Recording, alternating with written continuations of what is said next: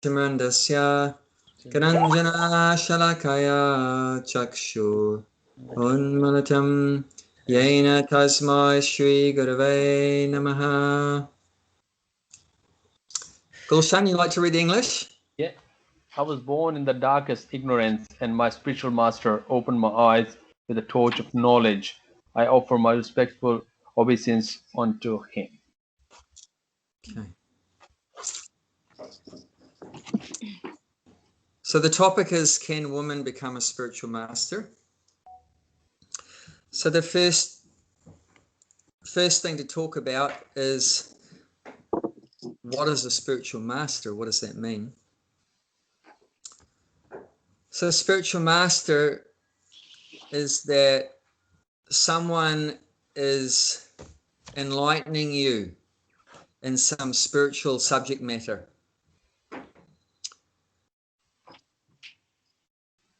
So someone is giving instructions or guidance to help you advance spiritually. So we need to understand what is a spiritual master.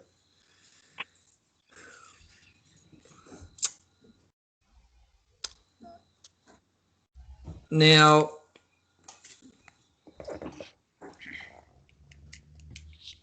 the actual main Vaishnava process is called the Bhagavat path. So on the Bhagavat path,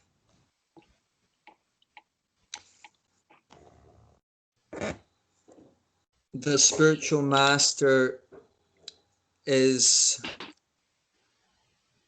acting in a shiksha relationship. So I'll explain that. So there's two kinds of spiritual master. One is a shiksha guru. So guru means spiritual master, obviously. And shiksha means instructions. It's S-I-K-S-A. S-I-K-S-A. Shiksha. Shiksha means instructions. So in that path, Bhagavat path, the relationship is mainly on a shiksha platform, that they're giving instructions, giving guidance. So the person giving the instructions is a pure devotee, and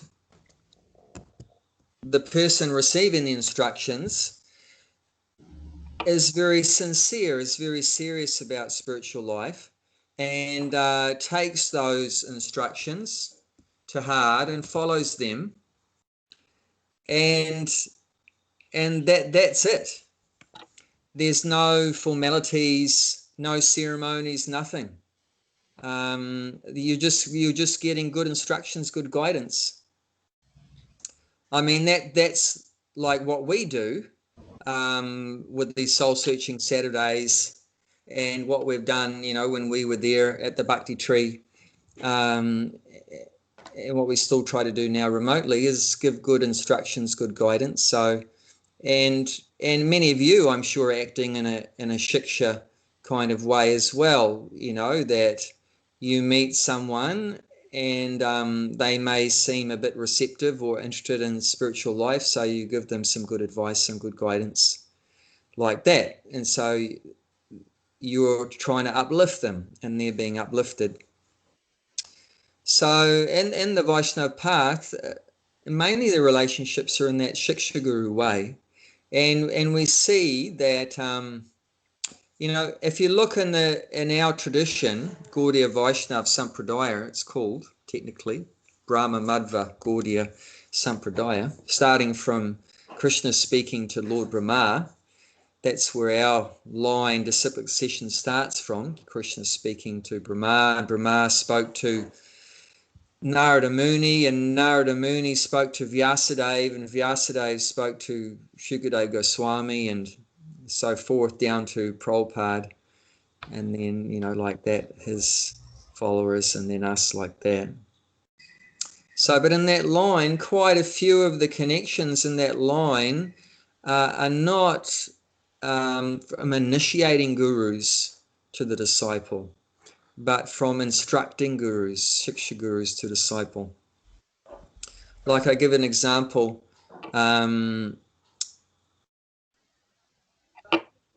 Prabhupada's guru was Bhaktisiddhanta Saraswati, and his guru was Gaurkishoras Babaji, and then the next in the line is Bhaktivinoda Thakur, which was Bhaktisiddhanta Saraswati's father.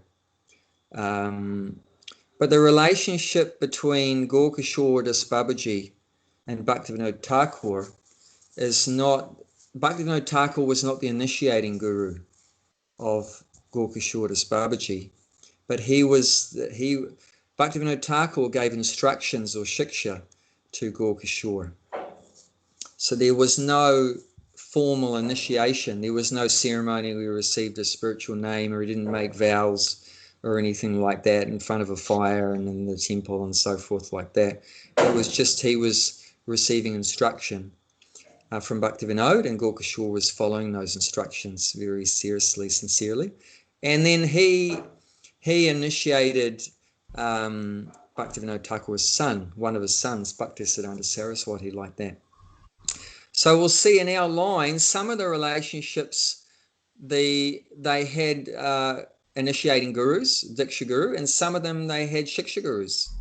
And actually, the main thing is the Shiksha. Even in an initiation guru relationship with the disciple, the most important thing in that relationship is not the ceremony that lasts for 1 hour or 2 hours and you make your vows, but it's what you're going to do your whole life. You know, you're going to follow those instructions. You know, he's given you some advice, some instructions to chant 16 rounds and do different things like that, to go out and chant and distribute books, and different instructions are there. And that's ongoing instructions that are there. So that's the most important thing, not just the ceremony. Of course, I'm not writing off the ceremony. The ceremony has a purpose, and we'll discuss, well, what's the need of getting initiated then? Why have an initiating guru if the main thing is instructions? So, and in an atmosphere where everyone is very serious about spiritual life, you don't need Diksha Gurus. But is that the reality? Now, in this age of Kali Yuga, is everyone just automatically very serious about spiritual life? And no, we're not. And we tend to be a bit weak, a bit slack, and you know, people tell us so many things, and we tend to not take those things very seriously a lot of the time. So to help us, persons that are not very sincere, not very serious, to become more serious and take it, you know, a more serious way. Therefore, the system of Diksha Guru, initiating guru, was introduced, and that's a different platform. That's called Pancharatrika. Pancharatrika. The one I mentioned called Bhagavat is just the platform of one devotee giving instructions to another devotee. You're just talking to another devotee, giving them good instructions. That's called Bhagavat, the Bhagavat Marg or Vidhi. And but Pancharatriki, that's a whole lot of rules and regulations and rituals and different things like that system. And that was introduced for this particular situation where we're not very serious spiritually, and we're a bit lazy and not very committed. So in that system, a Diksha Guru's been added. So you still have instructions, the Shiksha, but Diksha Guru's added. So there's a formal initiation ceremony.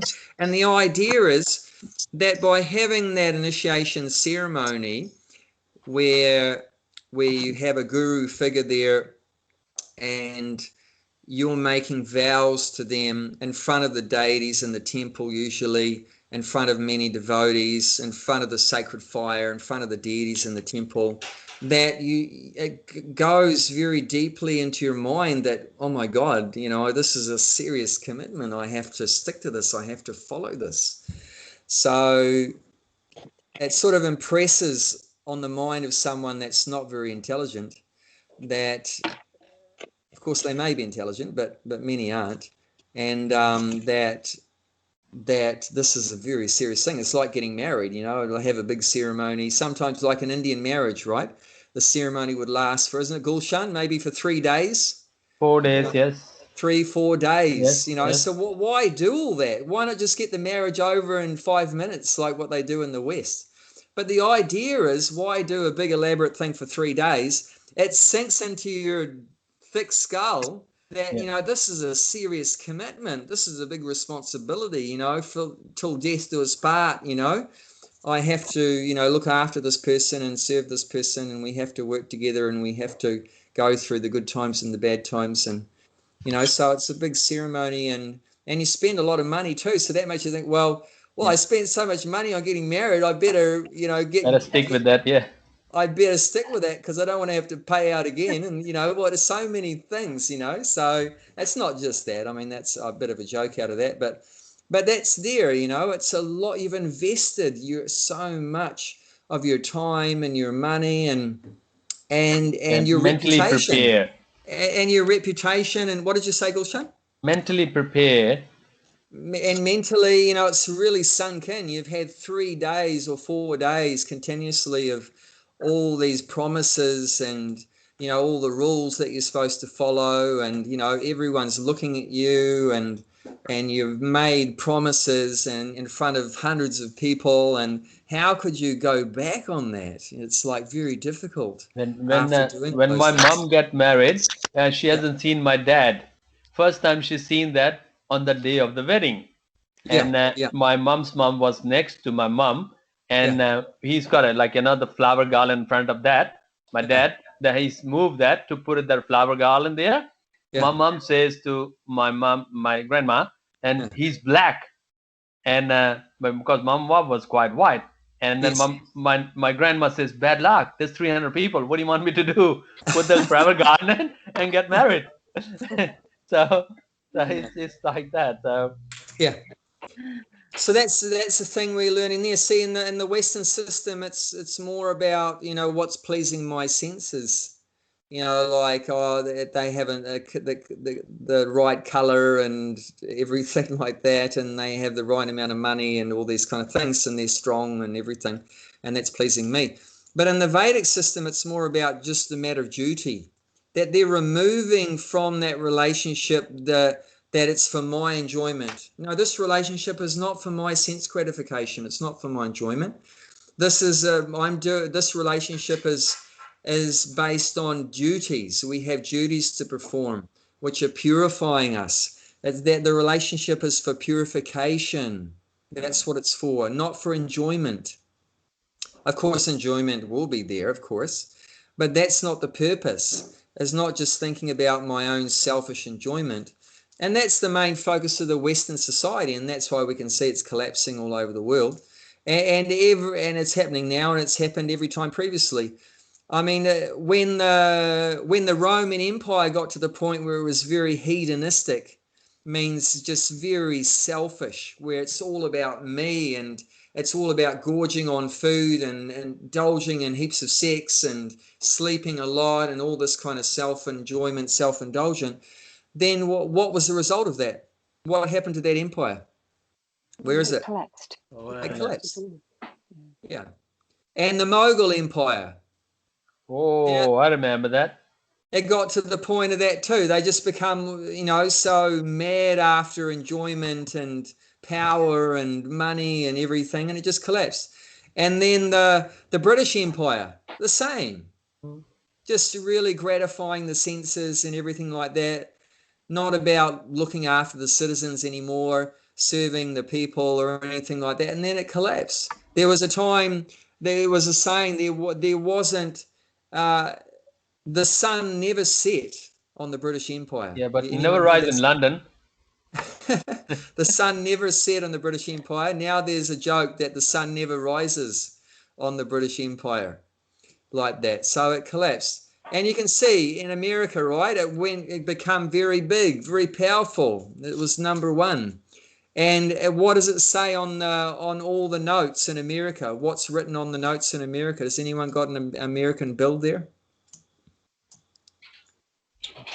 It says, "In God we trust," and that was the foundation of the American civilization, was that they trusted in God. They had faith in God.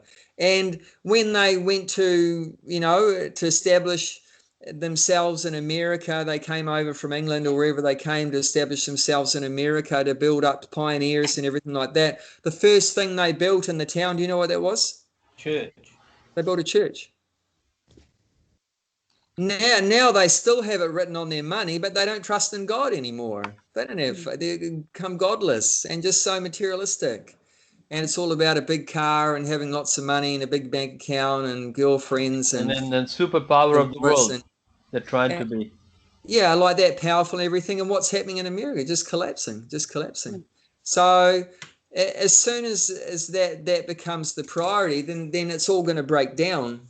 Same with relationships. If it's just based on, I'm getting together with you so I can get something out of you, I can exploit you and everything like that, then obviously that relationship's not going to go very well. But if it's just based on, how can I serve you? I have a duty to serve you and protect you and maintain you and everything like that, then that's going to be a very nice relationship. And both people are thinking like that. Both the man and the woman are thinking like that. So like that training was there in Vedic culture. These good instructions were given from the parents, like what Gulshan mentioned. The parents said to their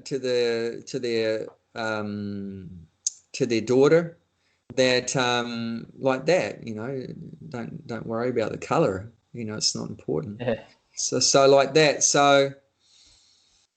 So that's what these big ceremonies are for, why that was there, introduce these ceremonies. And when you have an initiating guru and you've got a big initiation ceremony in that, it's just to help us to take these instructions more seriously. But the main thing is the instructions, not the ceremony. The ceremony is just to try to help you give good instructions. To take those instructions seriously. So getting back to women, can they become spiritual masters?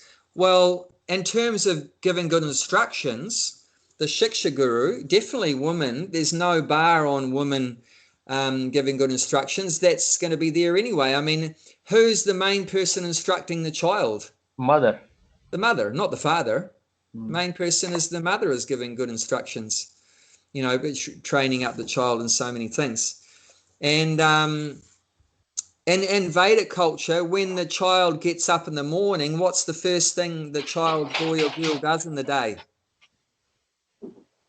Milk.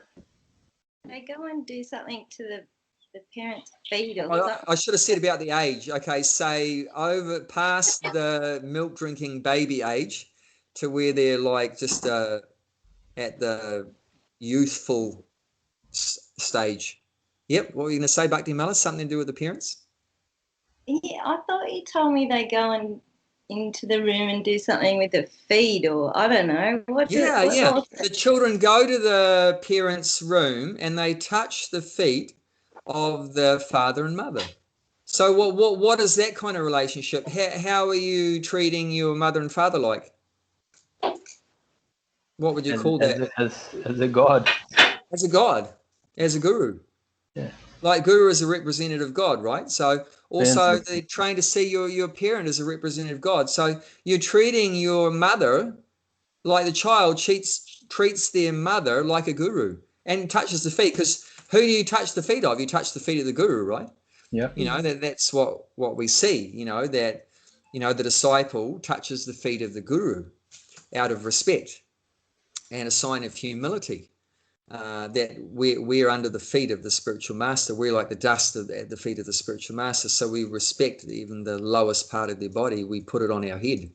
put their feet on our head, the dust from their feet on our head. So we do the same thing in Vedic culture. You're doing that with your mother. So and your mother's automatically a guru, you know, in that way, a shiksha guru. She's giving you all nourishment and support and good instructions and everything, and you respect her.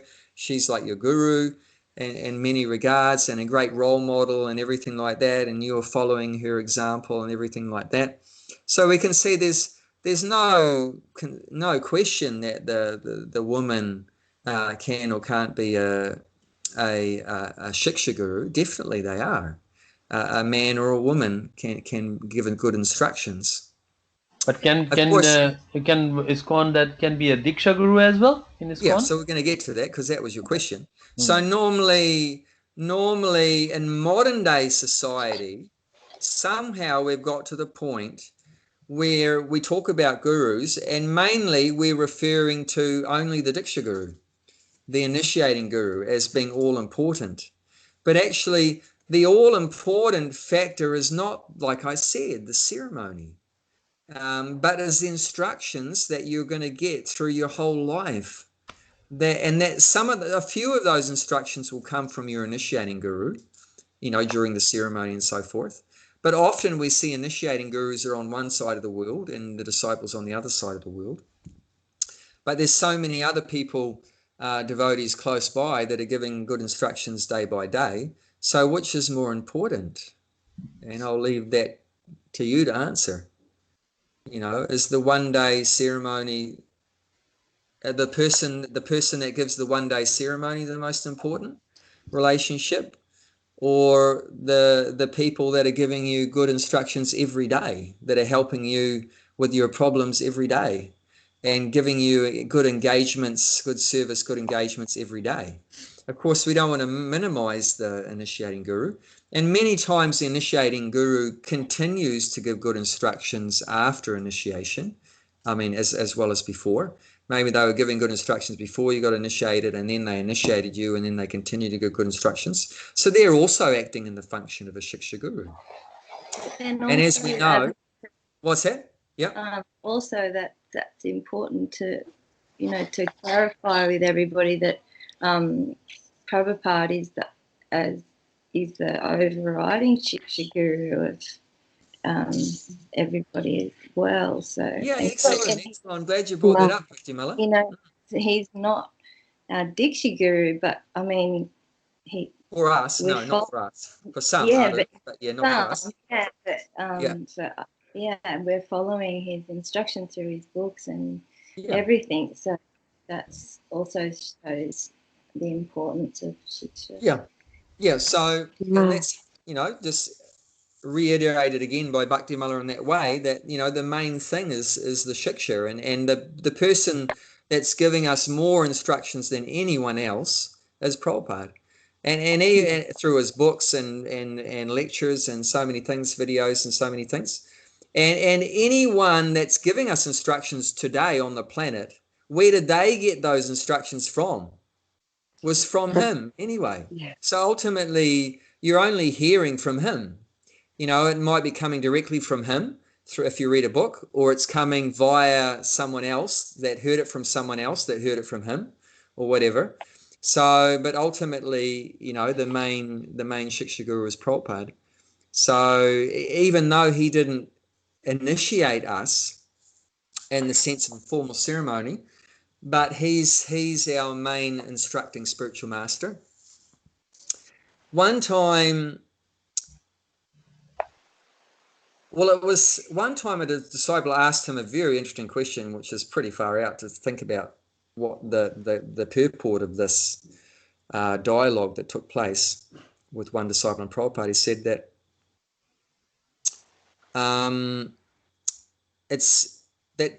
Prabhupada, it said at one place in your books, it said that unless the person's initiated, he can't go back to Godhead.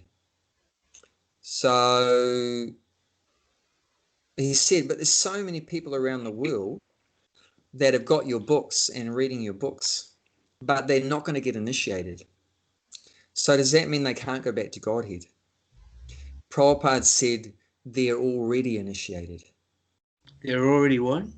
They're already initiated. Initiated. So what does that mean? Does anyone know what that means?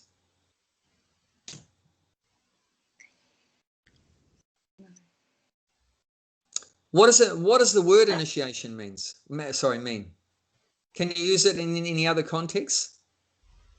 Like you can initiate a course, you know, some study. You can initiate some study, a course. You can initiate a business. What does that mean? You can initiate a relationship. What does that mean? What is the word? What does literally the English word initiate mean? Begin, to start. Yeah, begin, to start. To start, to begin. So by the person receiving one of Prabhupada's books and they're reading the book, Prabhupada's saying they're already initiated. It means they've already started, their spiritual life has begun. It doesn't begin from when you do the ceremony. It doesn't begin from when you do the ceremony. It begins from when you hear from the Guru.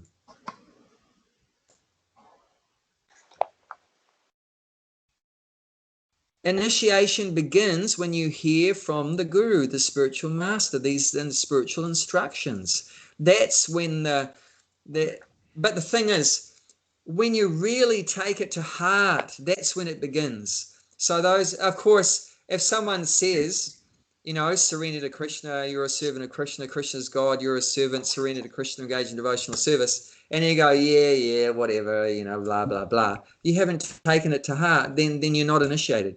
But if those instructions are given and you take it to your heart, then you're initiated from then. So that was Prabhupada's point, that just by receiving the book, that all their spiritual life has begun. Like Prabhupada pointed out, if they just touch one of the books, they benefit. If they read one verse, they benefit. Or he said even half a verse, even a quarter of a verse, one word of Bhagavad Gita, he said, they make so much advancement because they're coming in touch with Krishna. So definitely the process has begun. They're already, in one sense, initiated. However, to further accelerate that process of spiritual elevation, we do have that one-day formal ceremony where you make vows and you get a spiritual name and everything like that, which is to further help you to progress. But the actual fact is that, you know, everything that we need can be there just by receiving instructions. Just by receiving instructions. And that, of course, you know, if women are following the process themselves, they can instruct others in that same process. And like I said, they're already acting as gurus anyway in many cases. Like as a mother, they're acting as a guru for the child. And if sometime the child would be taught to touch the feet of the mother, just like they would the spiritual master. So it's a similar kind of relationship there. But now, if we want to talk about, can woman be a Diksha guru, initiating guru? So now this adds some interesting things into the equation. Can woman become initiating guru? Do we have anyone in ISKCON that a woman initiating guru? I can't answer that question for sure because I haven't kept absolutely up to date. I know there's been a lot of talk about it, and I know there's been a lot of talk about it. Whether there are any yet, I'd have to do some research about that. In principle, yes, but in practicality, it's not so good. Mainly not so good for the woman to be initiating guru. It's mainly not so good for who? Is it mainly not so good for the disciple, or mainly not so good for the guru, who is a woman?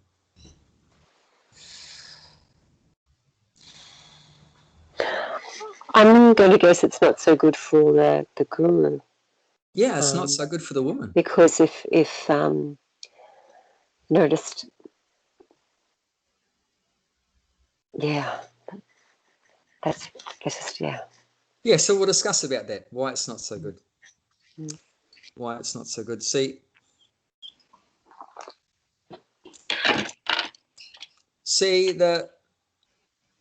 you've got two different things, the masculine energy and the feminine energy. Now, we know that spiritually we're all spirit souls. So we're not the body. We know that. It's the first day we join ISKCON. We learn that we're not a man, we're not a woman, we're not the body.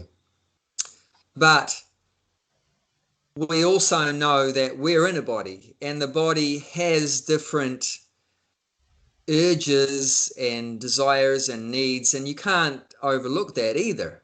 You know, like you can't just say, oh, we're not the body, so we're not going to eat anymore, can you? Or we're not going to sleep anymore. I'm a soul. What is a soul? Doesn't need to eat and sleep. You know, so you can't just overlook those, the nature of the particular body that we have. We have the body has certain needs and it has certain qualities that go with it. So when you've got a male body, it acts differently than a female body. So the masculine principle is to lead, and the feminine principle follows the leader, the feminine principle. Now, I'm not just talking about feminine meaning a woman's body. I'm talking about there's a feminine energy, a feminine principle throughout the universe, and there's a masculine male principle throughout the universe. So I'll give you an example. Say that you've got a male guru and a male disciple. So who is in the masculine position and who is in the feminine position? Remember, masculine definition is the leader. Feminine definition is the follower. So who is the leader and who is the follower? Who is masculine and who is feminine? Right? They're both men. Obviously. Male guru, male disciple. Masculine, and then the disciple is the feminine. Yeah. You get that? Yeah, so the male disciple is in the feminine position, means follower. Now, that male disciple, he might have a wife, and in that relationship, he is in the masculine position and she is in the feminine position. But that wife may have a child, and a relationship with the child, she is the mother, and she has a son and a daughter or whatever like that. Who is in the masculine position there and who is feminine? Mother is a masculine then. Mother is masculine and the children are feminine. You might have the older child and the younger child. Who is masculine? Who is feminine? The older child masculine and the younger is feminine. Yeah. So everywhere there's masculine and feminine principle is working. Say you have a potato and you have the knife that cuts the potato. Which is masculine? Which is feminine? Knife is a masculine. Knife is masculine. Potato is feminine. Different way of looking at things, huh? So who is leading and who is following? Who is making the first step? If you throw the knife on the potato or potato on the knife, in the both cases, only potato cuts. You know, that's yeah, but who is acting first? If the potato is being thrown at the knife, then the potato is masculine. But if the knife is moving on the potato, in both cases, potato cuts. The result is potato is gonna suffer. Well, it's not about suffering. Oh, of course, if you gotta get cut. So, do you understand that now? Yeah. So, now, so then the question is, can the soul in a feminine body take up a masculine position. Well, she does that with the kids. She does that with the house because she's the boss of the house, in charge. So everything in the house is feminine and she's masculine. So, but can she do that with disciples? She be masculine, they be feminine. Now, see, because that she's in a woman's body, so that definitely that feminine energy is very strong. So she has that needs, that the needs of that feminine position need to be satisfied, need to be met. Otherwise, she's not going to be very stable, very balanced, and very functioning very well for very long. So a woman could potentially act in a masculine position as a guru with the disciples being feminine if she had some masculine support. Like, how can she support others in a masculine position when she needed support if she doesn't have support? Like in the airplane, what do they say? Where they say, if the sign comes, put the oxygen mask. Where does the person first put the oxygen mask? Yourself. The mother puts it on herself, or the mother puts it on the kid first? Yourself. You have to put it on yourself. So unless you're strong, how are you going to help anyone else? If you're dying, you wouldn't be able to breathe. How can you help others? You can't breathe. How are you going to help someone else to breathe? So in the same way, unless you're getting nourishment, see, the woman's nature, the feminine nature, is to nourish. But you can only nourish someone if you're being nourished. So a woman can act in that way of nourishing as long as they're getting nourishment. So they need to have someone else in a masculine position to them in order for them to act in a masculine position for someone else. Otherwise, it's not going to work. She's going to collapse and things are not going to go very well at all. I'll give you an example. Because you're basically talking about, can a woman be a leader? That's what you're basically saying. And so Margaret Thatcher, has everyone heard of Margaret Thatcher? Who was Margaret Thatcher? British Prime Minister. Was she a good Prime Minister or a pretty useless one? I wasn't in the politics on that time. I don't know. Well, you can tell by how long they lasted for. How long did she last for? Was it a long time or a short time? Was she a Prime Minister? No, she was Prime Minister for many years. Many years. Yeah. Many years. Okay. Yeah. She was long-time leader. Very long-time leader. One of the longest probably in the modern history of leaders, and she was a woman. So, but at one particular day, she stopped being a leader. Do you know when that was? What happened? That she suddenly decided, it wasn't because she got real sick or anything or died, that she stopped being a leader. But there was a particular thing that happened in her life when one day she resigned from being Prime Minister. Jayanti said her husband died. Oh. So she was able to lead because she had a damn good husband. She was only able to lead because she had a damn good husband supporting her. And as soon as she lost her support, sorry guys, can't support anyone anymore. So that has to be considered, you know, before a woman wants to take up a leadership position. She has to, yeah? And so, but I mean, if you're going to be a Diksha guru, you've got to be renounced. So that's saying...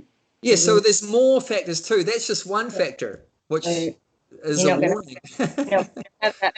She's not going to have that. You got to be a sannyasi.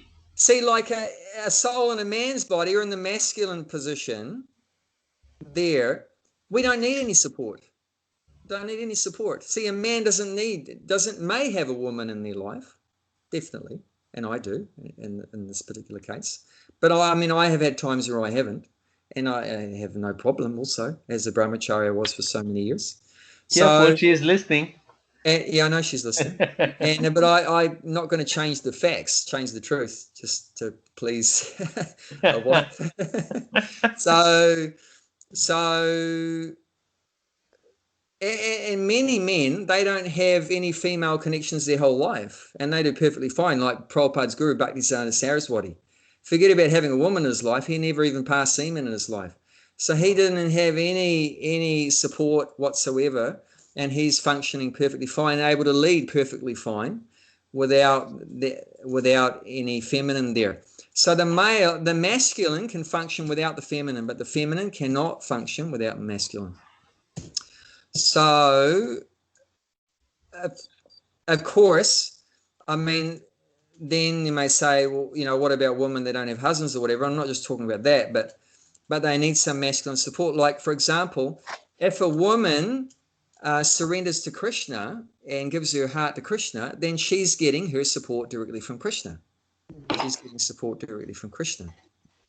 Or she, has... Thank you for saying that. It's go to the Bhakti Tree. Gulshan's going to be like, oh, you need a husband, you need a husband. So you don't need a husband, but you need support from somewhere. If it's not support coming from a husband, it has to be from Krishna, or it has to be from your initiating guru, or it has to be from the temple president, or it has to be, you have to be getting support from somewhere. But in a man's body, you may want to have support from somewhere, but you don't need to. That's optional. But in the feminine position, it's not optional. You have to be able to function properly. You need to be getting some support from somewhere in order to nourish anyone else. What's whatever you're saying, that what's the source of your knowledge? How do you find out? Is that written in Bhagavatam, or your guru told you, or how do you know that?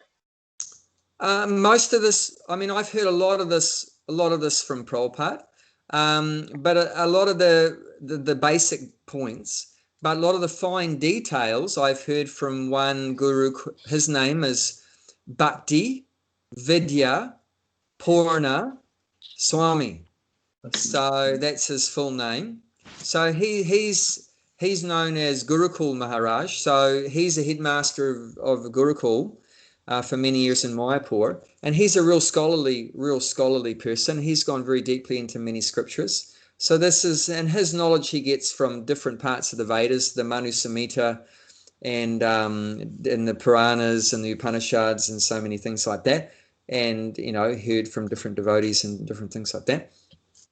So yeah, it's from my knowledge is from him, from Prabhupada, from other gurus, and from my own experience over the years. All this information is there. Does the Bhagavatam mention anything like that? Yeah, it mentions some things like there's in the third canto talks about Kapiladev and Devahuti.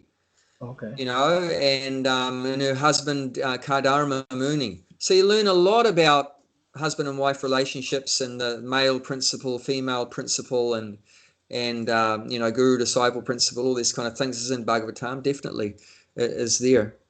Definitely it's there. And when you think about all these things are very logical.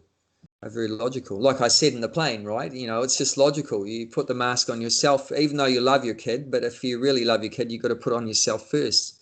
You've got to nourish yourself before you can nourish someone else.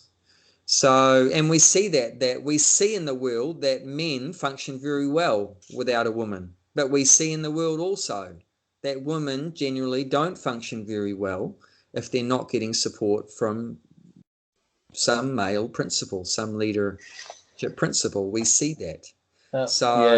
You don't have to be a rocket scientist to work that out. She's young, she got a support from the father. When she gets married, support from the husband. Yeah, so when that's she's getting older, support from his son. Yeah. So always some support there. Always some support there. Of course, it's not that men don't have support. I mean, we get support from our gurus and so forth like that. So no one's completely independent. I mean, ultimately, we're all feminine. Ultimately, there's only one Krishna masculine. Is the masculine. Krishna is the Purusha. Purusha means the masculine, and we're all Prakriti. Prakriti means feminine. So ultimately every soul is feminine. Whether you've got a male body or a female body or whatever, or whether you're a peacock in the spiritual world or a cow or whatever, but you're all followers of the one leader, one master, Krishna. You're all dependent on him. You're all dependent on him, following him, every soul. You know, I mean, if Krishna pulls the plug on any one of us, we're finished. You know, he's maintaining us. His energies are sustaining us and maintaining us and everything, giving us strength, intelligence, everything. So he's the only real male. You know, so we're not putting a big trip that, you know, I'm in a man's body's better than anyone else's body or whatever. No, it's got nothing to do with what body you have. See, this masculine, feminine thing is not to do with just what body you have, but it's the principles. Like I said, a woman in relationship with her children, she's the masculine, like that. So, but it's understanding these relationships, so then it'll be a functioning relationship. It won't be a dysfunctional relationship, because if you don't work these things out, then the relationships are not going to work properly. Like, so I have a question. Oh, Jayanti has a question. So then, if you know, you're talking about female initiating guru, yeah, who's got male disciples. Can you all hear what she's saying? Yes. Female initiating guru. Who's got male disciples. But then, what if the disciples are seeing her as a mother? Then that's acceptable, right? Yeah, we call everyone Mataji. Calling everybody Mataji is one thing, but whether we mean into. See, calling Mataji or whatever is one thing, but in the mind, what is there? Who knows? One time, see, the guru position, Diksha guru position, is in a focal position. He's at the center of attention, that guru. The center, everyone's looking. You know, there's hundreds of disciples. They're all looking at their guru while they're giving class or whatever like that. So in that vein of thought, one time there was one man, he wanted his wife to do some Indian dancing, Vedic dancing, Bharatanatyam, of some Krishna's pastimes. And he said, "Oh, Prabhupada, can my wife dance in this festival?" And Prabhupada said no. And the man, he didn't give up. He said, but she's dancing about Krishna. She's dancing about Krishna. And Prabhupada said no. He said no. And then the man wouldn't give up. He really wanted his wife to do the dancing. And then he said, you know, he's saying, but it's just about Krishna. What's the problem? And Prabhupada said, but all the men will go to hell. Said all the men will go to hell. You know, because all the men are looking at this young, beautiful woman dancing and very nicely dressed and ornamented and everything. What are they thinking? You think they're thinking about Mother? Or Krishna. But then, or Krishna? Why in the temple that the girl's dancing then? No, let's not talk about what's happening. I'm talking about what the guru was saying. Listen to the guru. Okay.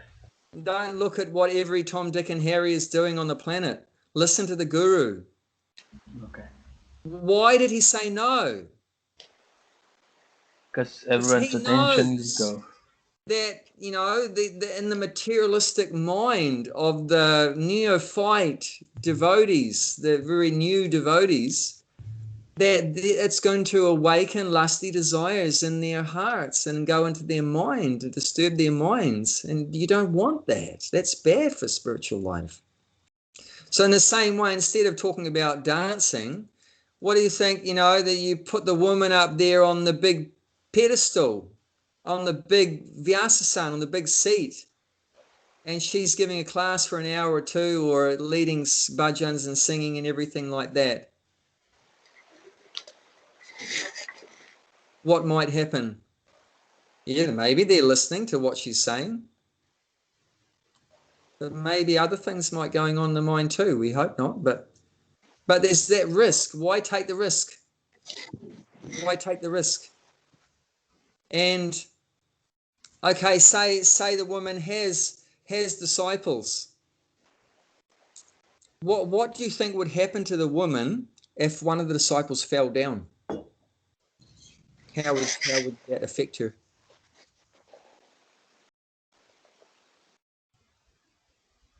Try to understand the nature of a man is to be detached. Okay, that's the nature of a male in a male body. The nature is to be detached. The nature of in a woman, the soul in a woman's body, different conditioning. The nature is to be attached.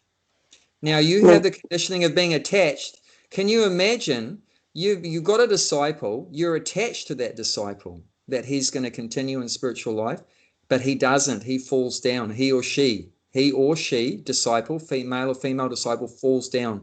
How's that going to affect the attached woman?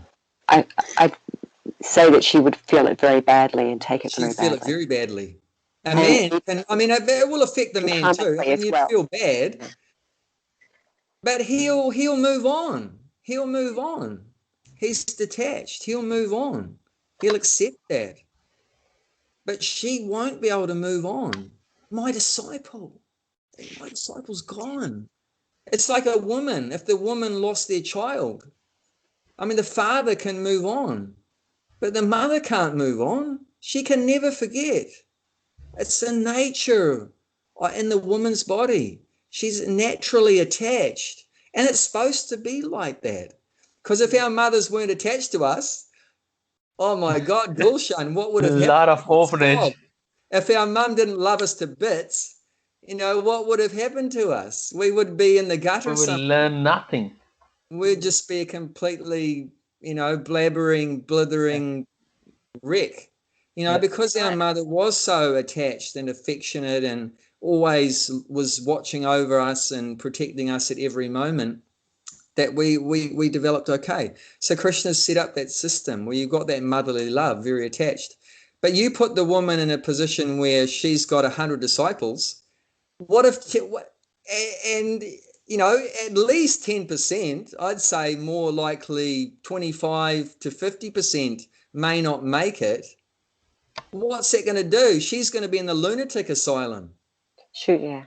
What you're saying makes a lot of stress. Too much. She's not going to handle it. What you're saying. She takes it personally. See, a man's not going to take it that personally, but she's going to take all the blame because she's saying, these are my disciples, like these are my children, whereas a man's just seeing it as a job.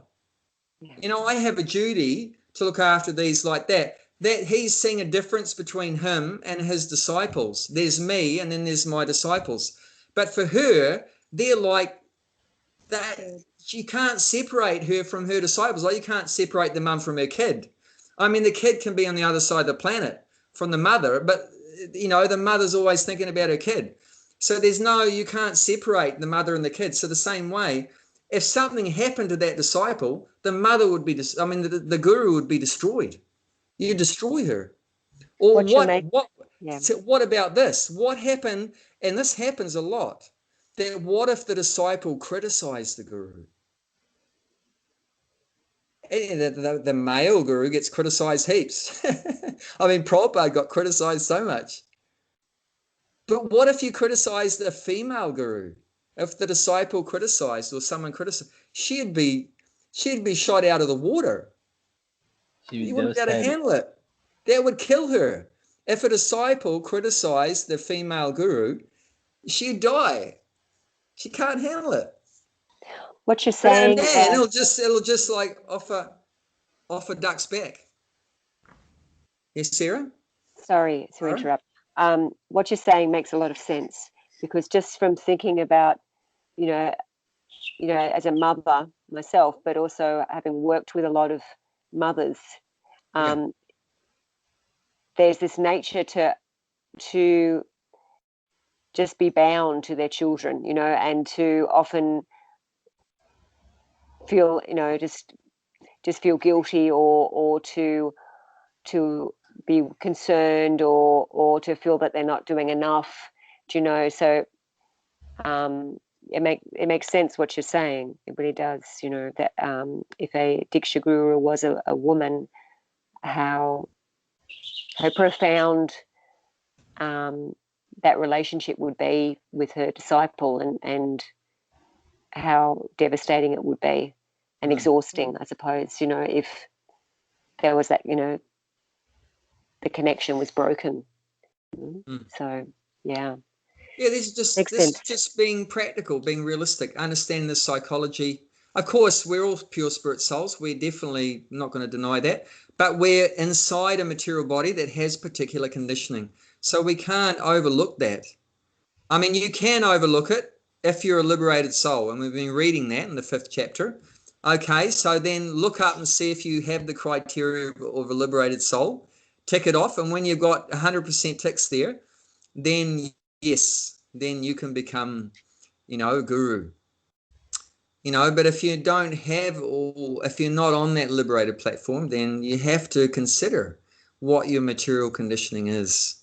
You can't overlook that. I definitely agree with all the attachment.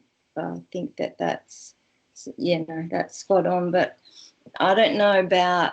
I think just by saying that a woman sitting up there and men are looking at the woman, I think that discounts that women look at men as well. Oh no, a lot of women look at the man. I know That's that.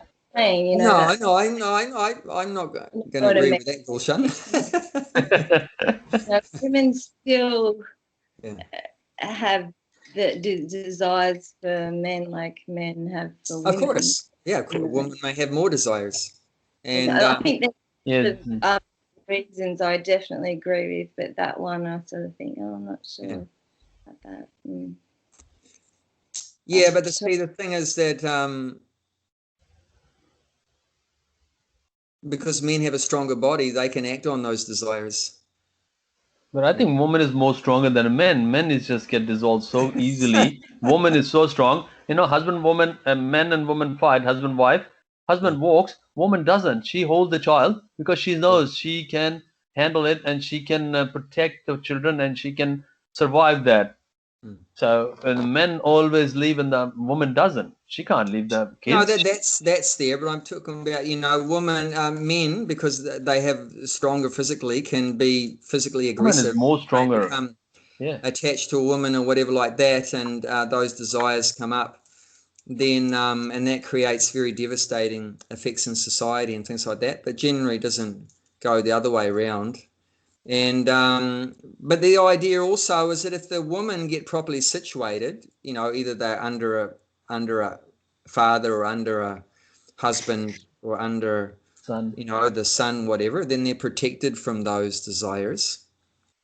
So that's the idea there. Of course, we don't have that perfectly set up in modern day society, therefore there's a problem there. But previously that wasn't so much of a problem. I mean, previously all women were married before they reached puberty. They already had a husband, and they might not be living with the husband until after puberty, but even before they had any of those desires of attraction to the opposite sex, before they had any of those desires, they already knew, I've got my husband, I've got my shelter, my protection, everything. So their minds were peaceful. So then later on, they see some man giving class or whatever like that, it's not going to disturb or whatever.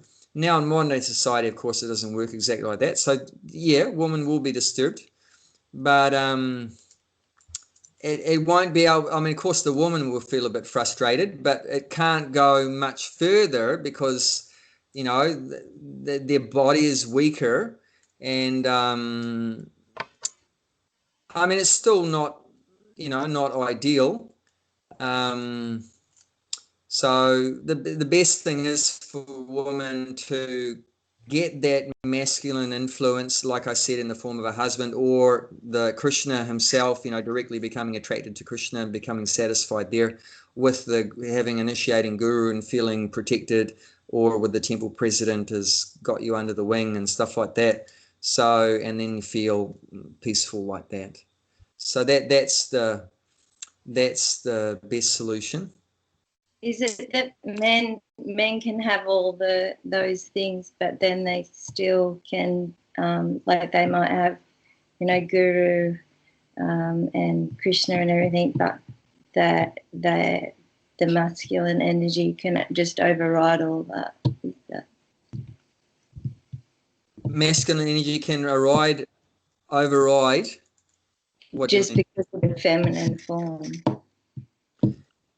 Yeah, I mean, yeah, definitely. Even the man may have a wife, may have a guru, all these kind of things, be a devotee, but the female form can just throw all that out the window. Man has one big weakness, and women have only many small one. ones. Only one. Oh, nothing more than one. Female form. That's the weakness of a man, is the attraction to the female form. Otherwise, we're, like I said, generally detached and can live very simply and philosophical and all this kind of stuff like that. But women tend to be just attracted to all around enjoyment. But man just has that one particular enjoyment with the female. But woman, like what's most advertising is directed towards which sex? Female. Woman. Why? Yeah. Because its whole world is attracted to one thing. No, because women are the main ones that want to buy things. They're attracted to so many things. Clothes and maximum shops and the shopping mall, the woman, whatever else like that. Yeah. So woman's attraction is very variegated, whereas man's attraction is very focused like that. So understanding how the different psychologies work, that's why the whole culture is set up in that way. One thing I wanted to say was, see, in the Vedic system, the woman is meant to be chaste. She's supposed to be, like following her husband or her father or whoever. They're protected that way. And the best, what do you call? Hello, everybody. The best protection in a way is their shyness. Okay, so this whole concept of having women gurus and this concept also has come about from the women itself, who have been quite popular with many people, and now GBC has allowed it, that women can be gurus, but it, I come from a background, I can't say we were completely Vedic followers, but at the same time, my parents were very, encouraging that my sister and I, we be independent, we study well, and all those kind of things, so that, nobody can take advantage of us, that kind of a thing. You know how it is in India, Gulshan, you'll know. Yeah, of course I do. Yeah, you better be well equipped, so that, yeah, so we come from that kind of a background, but at the same time, we were also somehow, in our value system, it was there that you don't kind of push yourself, make yourself known, and you don't want to be just sitting in the public eye all the time. Yeah. You maintain some kind of shelter under your husband or or your brother or your dad or someone. Yeah, it was always there, you know. That was the Indian upbringing, which is actually the Vedic upbringing. But now we see that even in India, to some extent, all this is getting lost. I mean, let's take the way women are dressing as well now, you know. In India, when I was growing up, we were taught to be very careful in the way we dressed up. You know, but now it's like, oh, who cares, you know, you can show your bodies around and that's fine. But that was never the system, you know. Never the Indian culture. No. But and the reason for and as we've just been hearing in the discussion, the men are attracted to the female form. So the best way to really protect yourself is if, you know, you keep yourself well covered and unnecessarily don't attract attention, you know, because if you're walking around with clothes that are going to accentuate your femininity, is that a word? Yeah. So then unnecessarily you're inviting trouble. I'm not saying that even someone who's well covered doesn't get into trouble. They do. If they do a lot of makeup, they got attentions. Yeah, and I mean, see, there are two ways of looking at it. Some people will say, why can't we do makeup? Why can't we, you know, we cover ourselves nicely, but we still can do makeup. Okay, there are certain ways you behave, and if you're doing makeup and everything, it's like, okay, you're doing that to please your husband, you know, rather than the neighbors or you know, yeah, but but the whole, when the temple, the girls get dressed for Krishna, the whole everyone look at it, all the devotee look at it. Yeah, but see, in a temple situation, where's the main focus? Krishna. Yeah, Krishna. So everyone's like, if you look in a temple scenario, mostly people are looking at the deities, not at each other, isn't it? Really? I should have to look at the deities. You're looking at the deities. Gulshan, I hope you're not looking over at the ladies' side. No, I wasn't. Actually, they're looking at me. Actually, the energy comes from them. They're sending a vibe. Then I look at it. It always starts from women. Hey, come on. And so no, we're going to keep it serious here. Yes. So yeah, all these things. See, in the Vedic culture, one thing that's must be emphasized to be very careful with is you don't want unwanted children in society, and that's mentioned in the first chapter of Bhagavad Gita, called Vana Sankara. So unwanted children. So if you get these men that go out hunting for women, and then there's illicit sex, and then there's the child is born, and then the man goes away, and the woman's left with the child, and that child grows up feeling, you know, unwanted or whatever like that. Or if the mother doesn't want to take the burden of the child by herself and kills the child in the womb, you know, abortion, both ways are very bad for society. If you end up with abortions going on, or if you end up with children that aren't loved by two parents, then you end up with so many problems in society. But we wonder why that the number of gang members is on the upward curve. You know, you end up becoming either a graffiti artist or a gang member. You know, so it creates a lot of dysfunctional situations like that. So a very important part of Vedic culture is the woman should be protected. And Prabhupada always said that this woman's lib movement and everything, women's equality movement, was a plan from the men so that they could more easily exploit the woman. That's what he said. He said it's all started off from the men.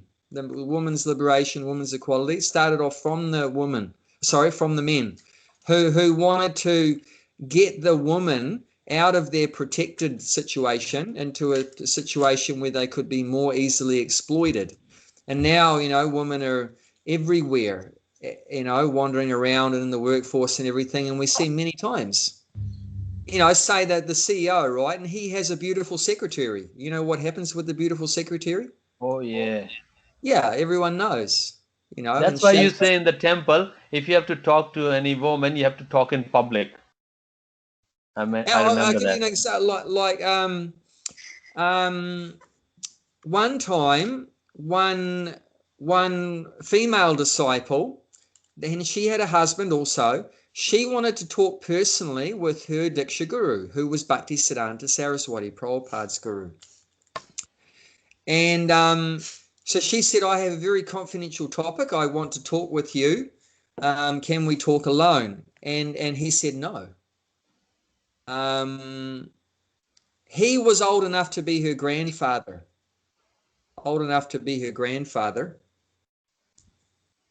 But he refused to talk alone. He's a brahmachari. He's never been with had any intimate relationship with a woman his whole life, but he was still very careful, and also very advanced age, but he was still very careful and not to, take any risk or to set a bad example like that. So how men and women are associating in Vedic culture is very carefully done.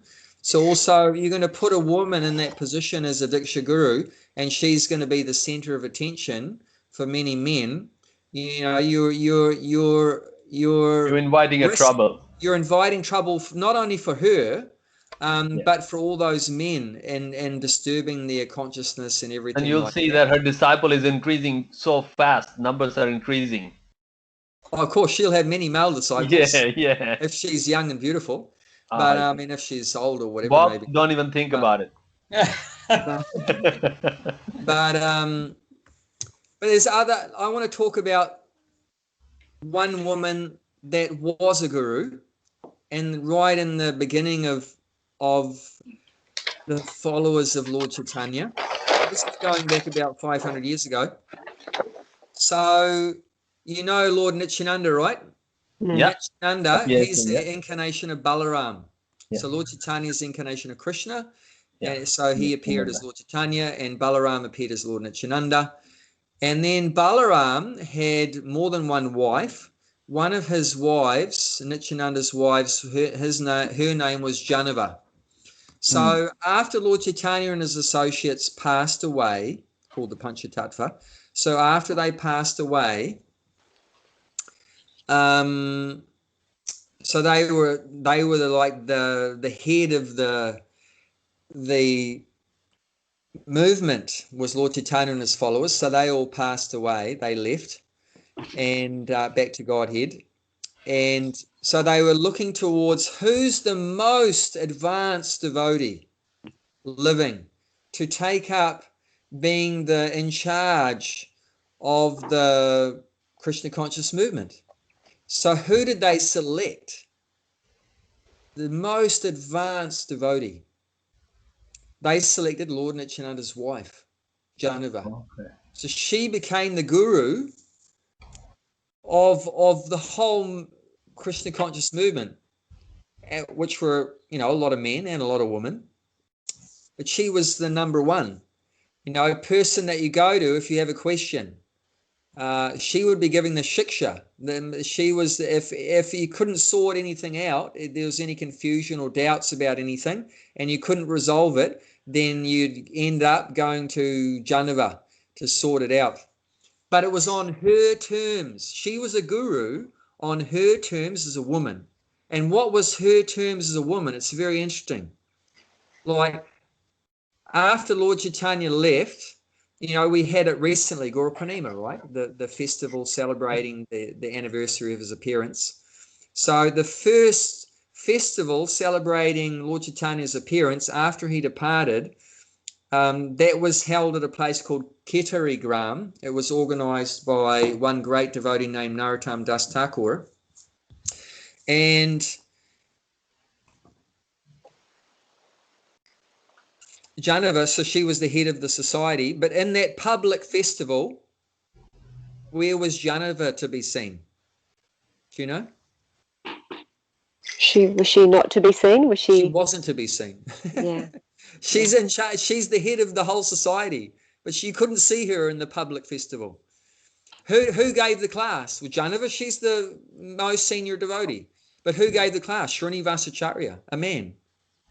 Not because she didn't know the philosophy, She could teach him the philosophy, but she didn't give the class in public. If you had some questions, you would go to her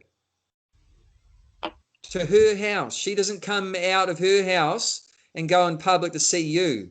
You come to her house, and you can't see her also. Did you know? She's behind a screen. People would maybe get a bit upset about that in modern society, but you wouldn't even see her. You would talk to her. Yes, you could ask her questions, but she's behind a screen. You can't see her. You can't see her. It's in completely private. No one's seeing her. And but if there's any confusion, any trouble in the movement or whatever, doubts or whatever, the buck stops with her. She was the boss, like that. But on her terms as a woman, that it's not in public, and not everyone's looking at her and everything like that. But she's doing it in a motherly kind of way, that she loves you all. You're all like her children, and she loves you all, and very motherly, affectionate, and everything, very caring, and everything like that. And if someone was sick like Raghunath Das, he was so much separation from Lord Chaitanya, he stopped eating. So Janava heard about that. She personally went to Raghunath Das from where she was in Bengal. She went walked all the way to Vrindavan, to Raghunath Das, after hearing his health wasn't good. And she personally cooked for him and personally fed him. And that's motherly. That's mother. That's feminine. You're cooking for your children. You cook for them. You feed them. You look after their health. So she's doing it as a woman, not as a man, not like a male guru sits on the big seat in front of thousands of people, and it's all hoo-ha, and they're washing his feet and bathing his feet and everything. You could never do that with her. There's no way she's going to let anyone bathe her feet, or do anything like that, especially not in public. Maybe like someone like her children in private, but never in public. No way. It's on her terms as a woman, as a mother, and she's got her support, and then she can act in that way to give support to others. Does that make sense? It does, yeah. There was an Indian Prime Minister once, if you remember that, Manmohan Singh. And behind that, there was a Sonia Gandhi. Sonia Gandhi's husband, Rajiv Gandhi, died. And then she can't be Prime Minister, so she put the Prime Minister there, one man, but she's the one ruling behind him. He do whatever she says. That was back in 10-15 years ago. Yeah. So it's exactly the same what you said, that she's the one. It's not that women are not intelligent enough to be gurus or whatever like that. No, they can, of course. Just the Prakriti. We are all Prakriti. But it has to be on their terms, and like that, not in public and putting the woman in danger and the men in danger and disturbing. You want the whole idea, like I said, guru means helping to progress spiritually. You don't want to end up in the relationship with the guru is that everyone goes down. You don't want the guru to go down and the disciples to go down. That's not guru. Guru means you're bringing up, you're lifting up. You're going up and you're helping others to come up with you. But if you end up where it becomes a negative thing, that the disciples become agitated or whatever like that, and the woman is also becomes weak and disturbed and everything like that. Like I said, if disciples leave or they fall down, they criticize like that, she's going to be devastated, or if some man exploits her like that, that would be just terrible. Or like that, the men are disturbed and like that, so it's going downhill. And imagine if the men were lusting after a woman who was a guru. That's just so offensive. Gross. That's so gross, so offensive. So you don't want to create that possibility. Actually, especially in India, also there has been a lot of opposition for this. Like other sampradayas, the other sampradayas, like Sri Vaishnava Sampradaya and everything, they were opposing this, saying this is not a cultural way of dealing with things at all. And Prabhupada also never gave sannyas to women.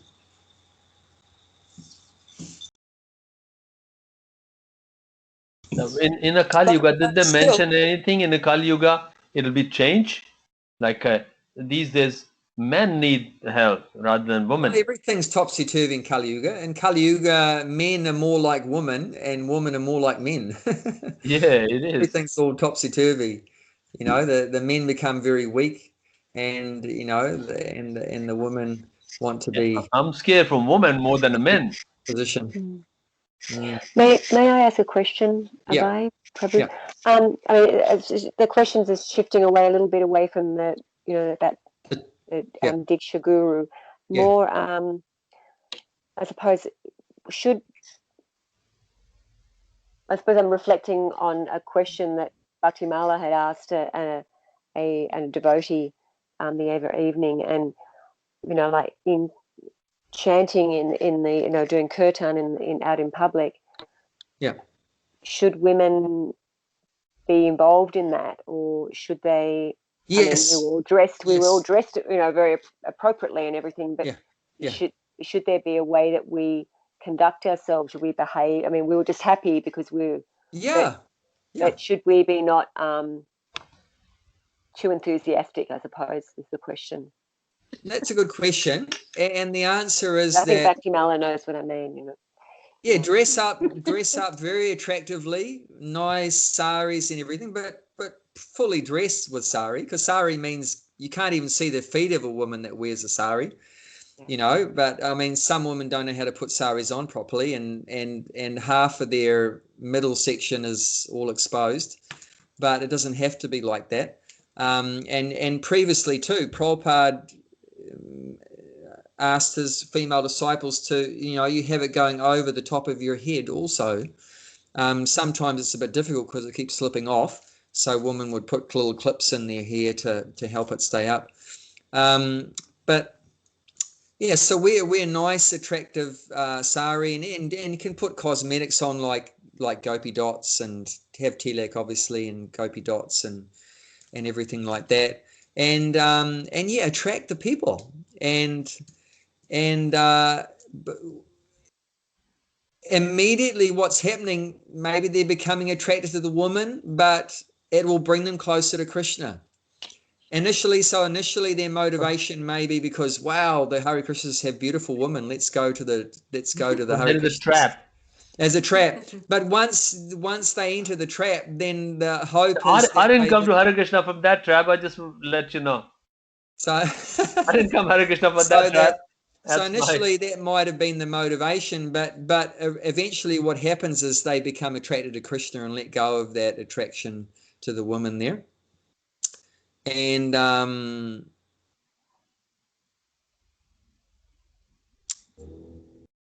you know, even if a woman does attract a man, and he may become she might marry that man even, and he becomes a devotee. So then what's the problem? Even if he does get attracted. Is that the Harinam for? Oh, no. I'm not advertising that's what Harinam should do. But you could even, you know, attract the man, and you know, the female woman marries the man and he becomes a devotee. So then what's the problem? That's great. She gets a husband and he gets. Does it really happen, or are you just saying that? Does it ever happen? I'm sure it's happened, yeah. Okay. I think it was also the you know, like it wasn't just like we were kind of pretty wild in our dancing the other night. Yeah, but that wasn't, you weren't doing it on purpose. That was just automatic. Krishna's energy. As long as you don't make it a striptease or anything, and then like that. I think it was more, you know, in the temple, you know, we're encouraged to do this thing, you know, you know, and do this, and we were like, you know, like. I didn't even know that we were men. We're looking in the different direction. I wasn't looking you. I'm not. No, there's no harm in being very ecstatic on There's a one Harinam. rule, there's no rule. Yeah. Dance any way you like it. Say dress properly, definitely no miniskirts or anything. Dress properly and decorate yourself up. Don't try to, I'm going to dress horribly so no man is going to be attracted to me. Don't do like that. No, dress very attractively and everything like that.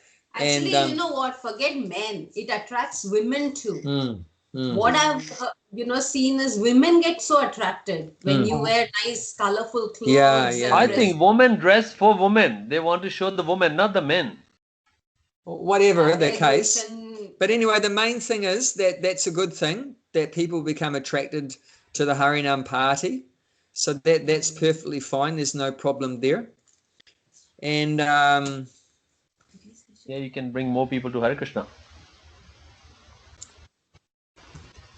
But generally, that's done as a service. We're going on in Harinam as a service. But apart from that, for our own point of view, the woman should want to be shy, want to be very shy and behind the scenes. But when it comes to service, then you put aside that I'm doing this as a service like that. But taking up a guru position, no, that becomes unfavorable when you take it to that situation. But yeah, potentially, like I say, it's not that everyone is equal in terms of we're all souls. We can all go back to Godhead. If we all engage in devotional service, whether we're in a man's body or woman's body, we can all go back to Godhead. And we all have equal opportunities to chant, to hear about Krishna, to serve the deities, to render service like that. Everyone has opportunities for service. But we do have to acknowledge our bodily differences, our bodily conditioning in certain situations that needs to be considered. And so it's like if the woman, she can't do a deity dressing, can she do a deity dressing? Okay. Like I'm saying, they have equal opportunities to do that. Okay. But however, you might want to adjust it that you have all the women dressing the deities together, and then you have all the men dressing the deities. Say one day the women do, or maybe in the morning the women do it, the men do it in the evening, or the men do it in the morning, the women do it in the evening. Or that's best. It doesn't happen like that all the time. Quite often it's men and women together dressing the deities.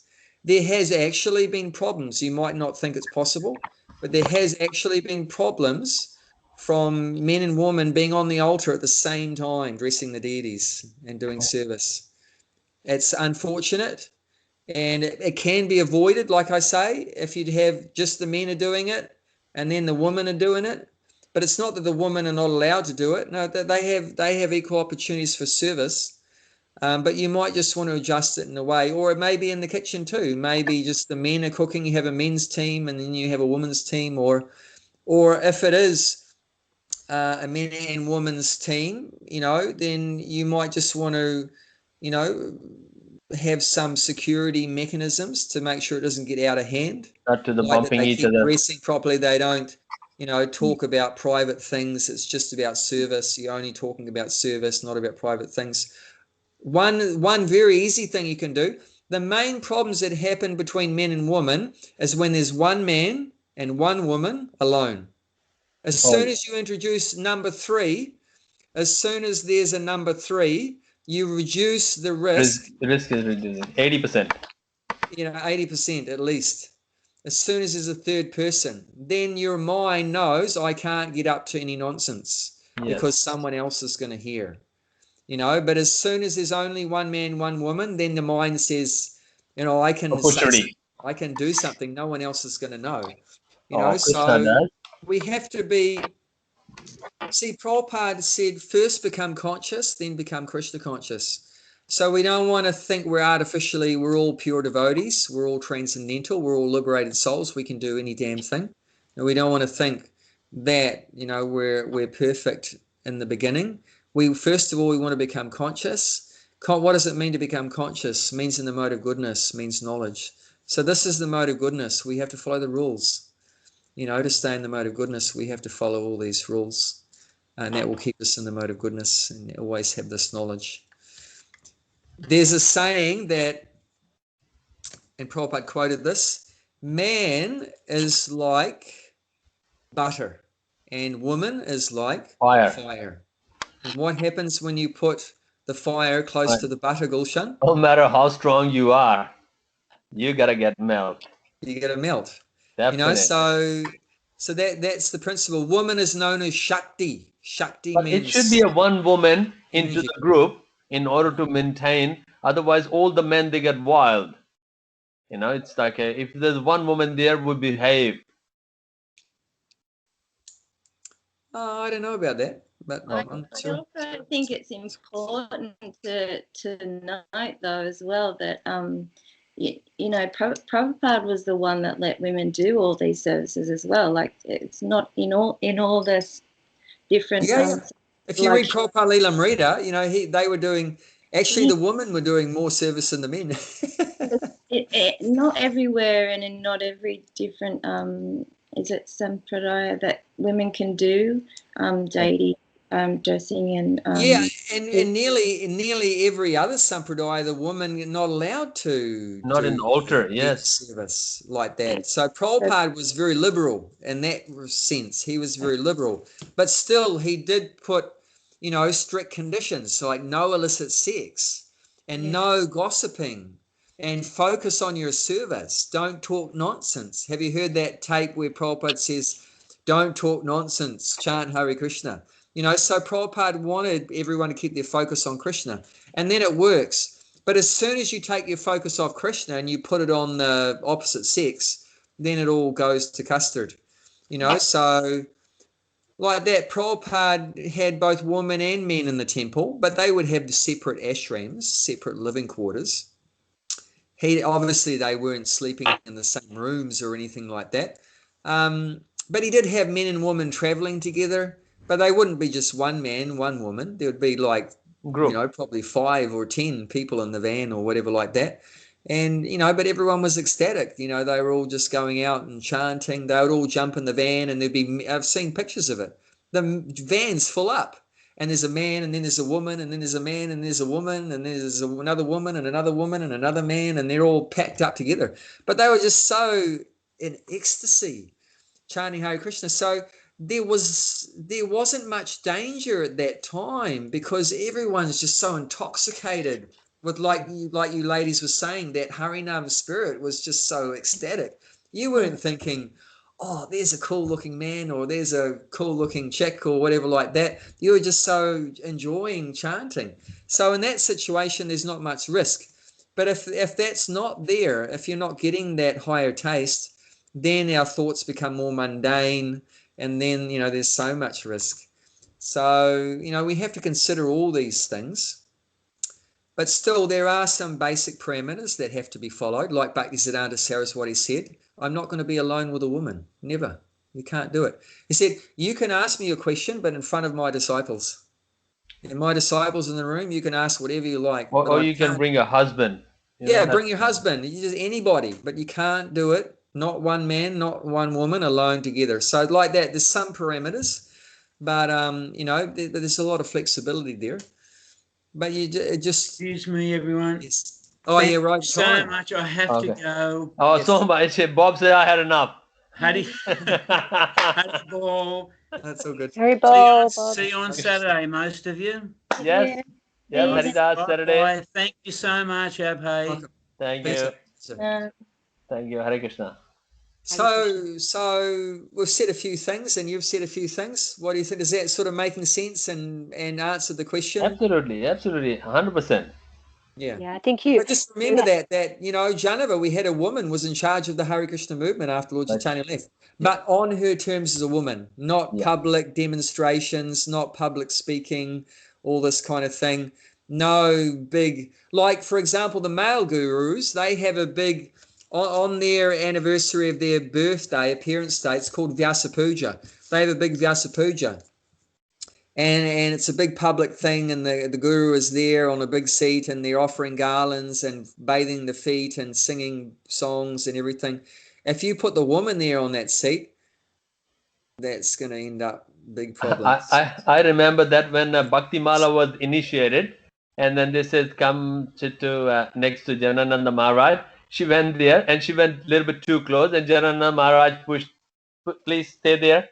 Remember Bhakti Mala? Oh, well, first he said come closer. Yeah, then... she was in the sari, and sari slip it, and she almost in the Maharaj's feet. And Maharaj says, stay, don't come any closer. But there was like 20 other people sitting there. Yeah. But well, I don't know. There might have been more to that situation. Not only that, if you look at that 17-year-old boy, he can travel all over the world without any problem. But 17-year-old girl, she can't travel all over the world by herself. Yeah. So that's just understanding the nature of the material world and our conditioned natures, and the Vedas understand all these things because it's coming from God, and He's given us all these guidelines to help make sure our relationships are maintained very conducively and everything is progressive. He's the Supreme Father. He's watching out for His children and saying, don't go left, don't go right, stay on this track, don't go off track. So He's giving us all these guidelines for a reason like that. But definitely spiritually, we all have all the same opportunities, but materially there's some differences. Like Prabhupada said, have you ever seen a man give birth to a child? No. Yeah, so obviously there is a difference. What was another one he said? Krishna doesn't give the ovary to the men. Yes, I mean there are some physical differences. Yeah, of course. Like that physically. And those have to be acknowledged. We can't just overlook those things. I think so we just have to work with those things. But if you look at who were who up to this date are the greatest devotees of Krishna? Radharani or gopis. Yeah, gopis, cowherd girls, the woman. Yeah. Woman, they're the Lord Chaitanya. That's a man saying that. So, God in a male body. That's God said the greatest example we have of pure, perfect devotees of Krishna, the greatest devotees of Krishna are the gopis. So that's a sannyasi, a male. In India as well, in the temple, more women than the men. What's that? In India, if you visit the temple, more women than the men. Yeah, Prabhupada said that too. Most religious places have more women. So they have a lot of devotion. So, and the main thing that's going to get you back to Godhead is devotion. So, and women can have, because they have a lot of that natural quality, like I said, to be attached. Woman can do more surrender than a man. So if a woman who's very attached by nature becomes attached to Krishna, then she's home and hosed. She's going back to Godhead. Yeah. So. Whereas to get a man to be attached to Krishna is a longer process. You have to convince him and logic and reasoning and like that, and bash him on the head 100 times. And Bhakti Mala, for you is easy, for me is hard. But I think that's the thing that made the most sense. What you were saying is that women's our emotional attachment to the devotees. I think that makes the most sense. Because you would get so attached to. If you were the guru to your devotee, and definitely it's going to happen. 100%. Some disciples going to go. Natural. Some disciples going to criticize, and that's going to kill. That's going to kill the woman. Yeah, definitely. Yeah. So just we should care about each other, and you should want to protect your mother from these problems. Protect your son from these problems. Whatever. So we should be on the lookout to protect each other from Maya and problems, and keep each other on the right track. And so, but I mean, there's a lot of pressure. For women to be given the position of Diksha Gurus. I'm not saying it's a good pressure, but the pressure's there. So, I mean, maybe the society caves into that pressure. I mean, whether it should or shouldn't, that's a whole nother thing. I'm not to say that. I'm not in charge of ISKCON. But there has been a lot of pressure to give women that opportunity to be initiating gurus. But like I said, they're already instructing gurus. Everyone is. I mean, everyone can give good instruction to others. Why need to become initiating? You can give some good instructions to anybody you meet. And Lord Chaitanya said, whoever you meet, wherever you go, instruct them on Krishna's teachings in the Bhagavad Gita. In this way, become a guru and deliver everyone in the land. But like I started off saying, the original system is the Bhagavat system is it's all about instructions. You're just giving instructions. Initiating ceremony is not so the main thing. The main thing is giving instructions. So a woman can do that immediately. Whatever you've learned, you can pass it on to someone else. Who's stopping you? There's no one going to stop you from giving good instructions to anybody. You can get a woman or man goes up to anybody and says, chant Hare Krishna and be happy. Who's going to say, oh, you're not allowed to do that. You're a woman. You're not allowed to tell them to chant Hare Krishna. No. But so, definitely everyone can be an instructing a Shiksha guru to anyone and everyone. A woman can instruct a man, a woman can instruct a woman. It doesn't matter. But as soon as you get into initiating, then it's a whole nother ball game. So Auntie gave me lots of good instruction. I was lucky enough to. Abhay Prabhu gave me a lot of good instructions. But even talking about instructions, you got a mother, I've got a father. Yeah. It's very special. I mean, ideally, what's best is like, say, a devotee man might meet a non-devotee woman. So, and you can give her some instructions and help her along like that. But to give more personal treatment and it will teach all the details, well, at that point, what would be the best thing to do would hand that non-devotee woman over to a devotee woman to give the more personal, intimate, close, treatment, just for security for both, and vice versa. If the devotee woman meets a non-devotee man, she can help to give the initial guidance, instructions, or whatever, bring him closer, and then hand her over. What did I say? Hand him over to a male devotee. Hand him over to a devotee man to show him how to put on a dhoti and tilak and all these things. You wouldn't want the woman devotee to show a new bhakta man how to put on a dhoti and stuff. So like that, and that's just more. That's sensible, That's just logical. But there's been cases in the past where, like, a devotee man was cultivating the woman to the point where. What's that? Really? Yeah, to the point where even like a sannyasi, a male sannyasi, was cultivating some female, prospects for the movement, and where he cultivated too far, and he fell down from being a sannyasi, and fell down. Completely fell down from Krishna consciousness. So these rules are there for a reason. Rules are there for a reason. We have to understand, we're not. See, the Prabhupada said, the trouble with you Westerners is that you're not afraid of Maya enough. That was a criticism he had of his particularly Western disciples, that we're not afraid of Maya enough, that we think I can do any damn thing. I'm transcendental. I can associate with anyone and everyone, and, whether I have clothes on or clothes off or whatever, it doesn't matter, or anything, anything goes. I can hang out with the most beautiful woman and it's not a problem, and, I'm a renounced person or whatever. No, but Maya is so powerful. Prabhupada said one time, if Maya just looks at you sidelong glance, like Maya is a woman, right, Durga, if she just looks at you, how women can do that sideways glance, Gulshan? Oh, yeah. I can just look at you from the corner of the eyes. It's very captivating. So Prabhupada said, if Maya just casts a sidelong glance at you, he said, you're finished. You'll immediately fall down. You know, so Maya is very powerful. So we have to be... as long as you do 16 rounds, Maya would not come around. Yeah, and follow the other rules as well.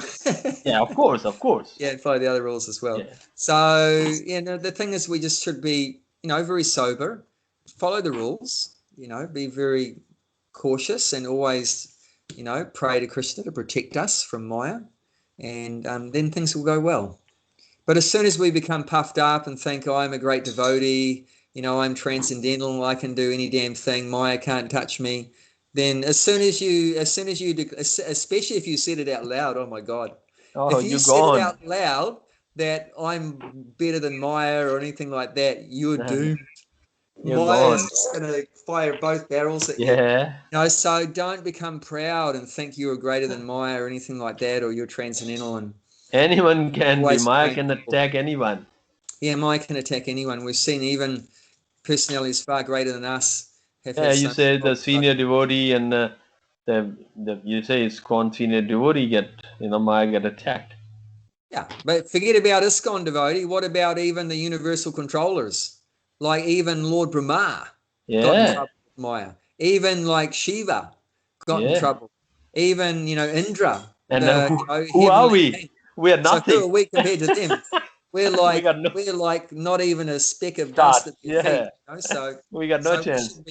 But as long as we always remain very meek and humble and take shelter of Krishna and follow the Guru's instructions, then we're okay. It's no problem. Okay. Hare Krishna, Prabhuji. Okay.